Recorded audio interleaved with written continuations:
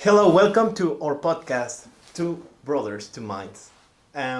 So this time I'm gonna interview my brother. He just have a big milestone in his life that is finishing his PhD. Osvaldo, how do you feel about this? It feels kind of weird because when you finish a PhD, it has been many years working towards this, and once you finish, you're like, now what's next? So yeah, it's a big achievement. Not a lot of people manage to achieve this, and it feels like a lot of weight has come off my shoulders. Uh-huh. But at the same time, you're happy about it because you're finally finished. But then you're worried about the next part. What's next? And what is next? Can you tell us what stage of your life are you going through? So right now, when you finish a PhD, you can basically go into two different areas, which is going into academia, which is teaching, Mm-hmm. uh, being a researcher, or you can go into industry, which you get hired by a company and start working for them. Sometimes in those companies you can work in research and development, AR or RD. So you can do that. Depends on you. In my situations, once I finished my PhD, I was looking to find either a company or a university that offer me any of those kind of jobs. Yeah, I'm happy to work at any of those kind of branches. yeah. I wasn't leaning about any one in particularly, but in the UK mainly there's more flow going into academia mainly Yeah. because they have really good universities around here. So I was leaning a little bit into academia in that case mainly because they work offer, but also I was looking into companies. I did a lot of interviews for a few months and then finally I got a reply back from a university, which in this case it's a partnership between Liverpool University Mm-hmm. and a university in China.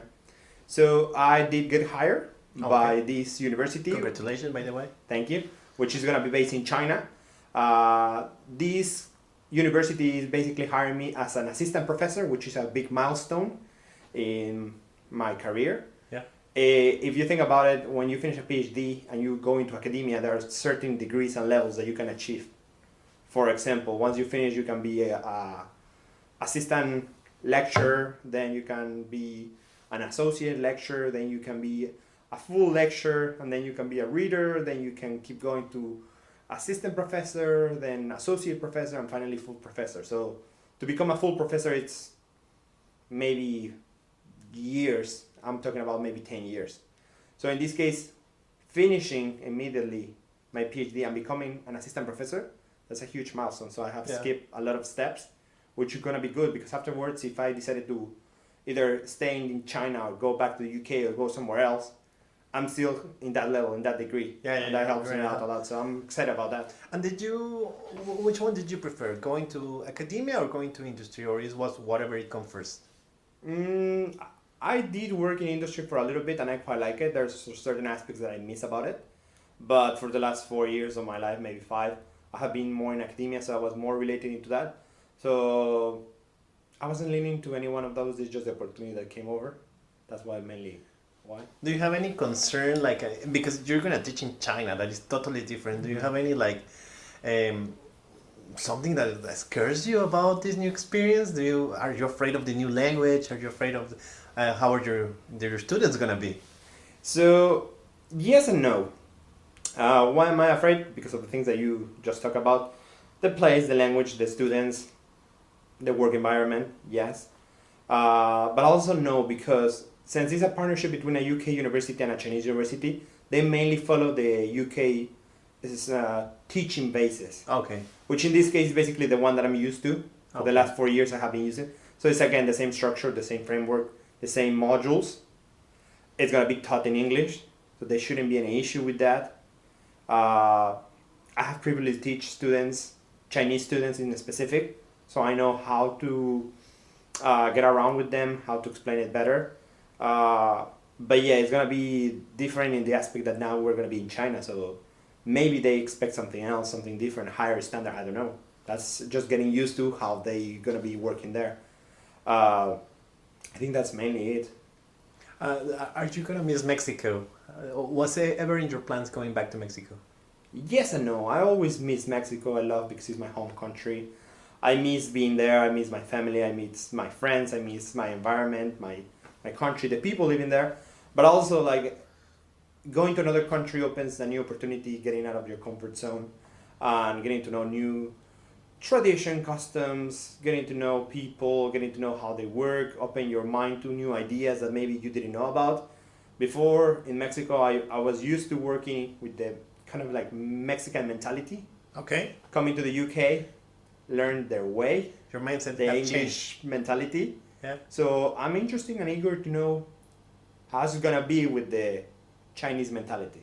Is it what people say about it? What they actually do? Is it gonna be completely different? Is it gonna be similar? Is it gonna be a mixture? Can I bring something to the table, or what's gonna happen? So yeah. And if you could say like any advice, if you could go back in time and talk to yourself, what advice would you give Osvaldo from the starting of the PhD now that you have the wisdom of the Osvaldo that have finished the PhD? What 5 advices or 3 advices would you give him? There's a lot of things. One of them that come to my mind is that you can do it. Definitely, you can do it. You can finish this PhD. It's gonna be hard for sure, but at the end of the day, you can do it. Uh-huh. So keep going. Never give up. That's one. Another one would be fight as much as you can against the imposter syndrome. Okay. So for whoever doesn't know what the imposter syndrome is, basically that psychological, what would you call it, like A disorder, maybe? I don't know if it's a disorder, if it's something that you go through, because It's it's like kind of anxiety, isn't it? I don't know, because I feel like it's one of those feelings, like you can feel fear, you can feel happiness. I feel that the imposter syndrome is something that you go through, which is not bad, but if you let it control yourself, it turns bad. Yeah.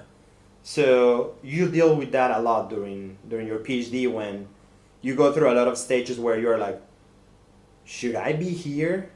Should I be part of this? Should I be in the right place? I don't deserve to be here. There's some people that are better. So you struggle through that a lot of times, but it gets to the point that you get ownership, and I think that helps a lot. Yeah. Understanding that you are there, you deserve to be there, you are the right person to be there. So I think that's one of the main things. Never give up, fight against the imposter syndrome. Being proactive. I think that's one of the key things that I will change about my PhD, that I thought I was being proactive, Uh-huh. which in a certain degree I was. But then comparing myself to other students that I have seen doing their PhD, I find out now that I could do way more things. Okay. Let me give you an example. When I started my PhD, they told me about, like, you can write a paper if you want, a journal paper, an article. That's fine. Take your time. Don't worry about it. Now that I finished, I noticed that other people wrote 3, 4, 5 papers throughout their PhD. Well, I just wrote 3, 2. Yeah. So I don't know. I that would be a tip or an advice, like, start writing as soon as you can. Possible, yeah. Use your time efficiently as fast as you can, because having more papers in academia is of your benefit. It will help you out later on, because when you're trying to apply to a company, they want to see your years of experience. But when you apply in academia, they want to see how many papers you have. Yeah. It doesn't matter if you have experience with a lot of things, or you know how to work with certain machines, softwares, or whatever. They want to see it in papers. Papers equal experience in academia. So if I go there and I apply for a job and I had 10, 20, 100 articles, they're going to love it. If I go there without any articles, they're going to question me. Yeah, exactly. So that's something that they don't tell you. So that will be something, be proactive. A lot of my mates, they went on internships, they went into summer schools, they went into conferences that nobody told me. Yeah. That is not their fault. It was partially my fault, because I should have been out there, ask what else can I get out of my PhD. Or try to knock on doors like, hey, can I do this? Can I do that? Can I participate on this event? But I'm like, if I was having that mindset, like, if it's not required for my PhD, I won't do it. I wouldn't do it. I'm fine. Plus, yeah, a lot of things happen, but pretty much. Yeah. A last one? The last one, what would it be? Do a lot of networking. That helps a lot. Yeah. Because at the beginning you don't know anybody. Well, in my case, I didn't know anybody in my PhD. But as long as you get to know people more, you can later on get ideas, get to know people, get connections. When it's time to get a job, you can go back to those connections and start asking about it. A lot of my friends are sending me job alerts, job advertisements about certain jobs that they feel that it would be right for my research, which normally I wouldn't find, but because they were around there and we had this connection, this network, they send it to me, and that helps a lot. And there was any goal that you set yourself in the beginning of the PhD that you didn't reach it or succeed with? Any goals? Because we know that you Yeah. have certain goals, but not every time it works out the way you think. So Academically, yes. One of them was that I wanted to collaborate with a company, which partially I managed to fulfill, but not really. In the sense that at the beginning of my PhD, we were just talking to some companies, which I was going to visit, talk to them, and carry on research with them. There are companies part of a catalog that the university have, and my supervisor was working with them. But due to the pandemic, everything shut down, and we didn't have those opportunities. We ended up working with just one research group, and that was it. So I didn't get a chance to expand my PhD as much as I could. And did you enjoy the whole PhD experience? Because you got the pandemic right in the middle of your PhD. How did it affect the outcome?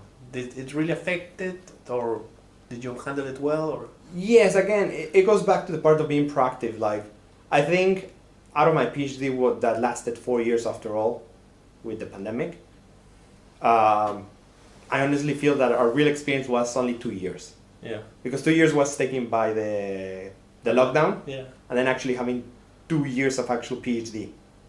Don't get me wrong, throughout the first 2 years I did PhD work, but it didn't feel like it because it was everything working from home. yeah. The other 2 years were like actually going to uni, going to the lab, doing experiments, maybe going to a conference, write a paper, that kind of experience. So going back to the question, what changed? What was it hard? Yes, it was. Was it tough? Yes, because it's one of those things that you have really good days and really bad days, and that streak could go for weeks or months, and it could be a positive thing, a negative thing. So if you're doing experiments, they're not going out the way that you want it. Yeah. It could be 1 or 2 days that it goes wrong, or it could be a week, and then something good happens and happens for a day or two. It keeps going. So overall experience, I think it was great. Did I have some really bad days? Yeah, sure. And would you advise someone to, well, if someone asks you, should I take a PhD, what advice would you give them? Should they do it? They should not do it during this time of life now? I think it depends a lot. Well, I'm thinking that we're basing about the PhD experience only in the UK, Yeah, the one you have. because I have heard different stories from different countries. So PhDs in Germany are a little bit different. PhDs in the US are different. So in the UK, I think the experience is great. I think everything is really well structured, so you wouldn't get lost throughout the PhD. I think it's a good idea, a good experience. Also, it depends on who you are and what you're trying to achieve. In my case, I wanted to keep working on my academic research.